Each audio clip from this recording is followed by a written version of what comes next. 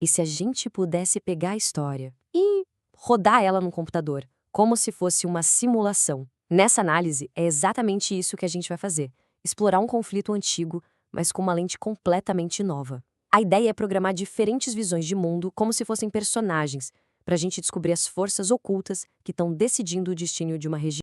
Olha só o nosso roteiro. A gente começa com um quebra-cabeça, um paradoxo. Depois, vamos entender a ferramenta inovadora que vai nos ajudar a decifrar isso. Em seguida, vamos conhecer os jogadores da nossa simulação, ver como eles entram em rota de colisão e, por fim, o que essa abordagem revela sobre o nosso futuro. Então vamos lá. Para começar, nosso cenário é o norte de Minas Gerais, uma região que guarda um enigma histórico muito profundo. Pensa só nisso. É um lugar de uma riqueza natural absurda, mas que convive com uma pobreza que insiste em ficar. Tradições de séculos batendo de frente com uma indústria que chega para mudar tudo. Sabe aquelas explicações fáceis preto no branco? Elas simplesmente não se aplicam aqui. E é justamente por isso que esse lugar é o caso perfeito para essa nova forma de análise. Tá, mas e aí? Como é que a gente desata esse nó tão complexo? A sacada aqui é a seguinte: em vez de tentar contar uma única história, uma linha reta, a gente vai começar a tratar tudo isso como uma simulação. E a nossa primeira ferramenta para isso é a modelagem baseada em agentes. Imagina um laboratório virtual para a história, onde a gente cria agentes, como se fossem personagens, cada um com suas próprias regras. A gente solta eles para interagir e fica observando como os grandes padrões sociais começam a surgir a partir da. A segunda ferramenta tem um nome que parece complicado: múltiplas ontologias, mas a ideia é bem simples, na verdade. A gente parte do princípio que grupos diferentes não têm só opiniões diferentes, é mais profundo. É como se eles vivessem em realidades, em mundos totalmente distintos, cada um com suas próprias regras. Bom, com as nossas ferramentas em mãos, chegou a hora de conhecer os protagonistas, os agentes da nossa simulação histórica. E aqui a gente tem os nossos três grandes jogadores. Primeiro, o meio-rede, que representa a modernidade capitalista, a lógica do mercado, do progresso. Depois, o meio-campo, que são as comunidades tradicionais, os giraizeiros, os povos indígenas. A lógica deles é outra, baseada na relação, no saber local. E, por fim, o meio-fluxo, que é a própria natureza, os rios, os ciclos de chuva e seca agindo também como um personagem central.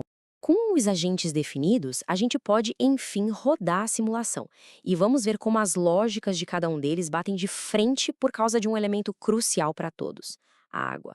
E esse conflito vai se construindo com o tempo, né? Antes dos anos 60, a vida era tradicional, ligada à terra.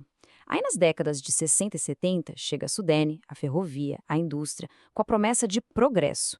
É o meio-rede entrando em cena com tudo. E depois dos anos 80, a coisa se intensifica com as grandes barragens e projetos hídricos. E aqui está o coração da disputa, de um jeito bem claro. Para o meio-rede, a água é uma mercadoria, um recurso que tem que ser gerenciado, que tem tarifa.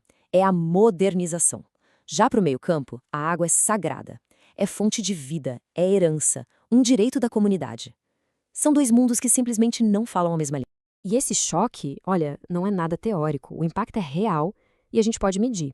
Os rios da região perdem, em média, 20% do seu volume a cada década. O conflito está literalmente escrito na paisagem.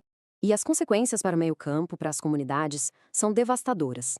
Perda de terras, de nascentes, uma dependência cada vez maior de ferramentas políticas como os caminhões-pipa, mas talvez o pior seja a erosão do saber local, da autonomia.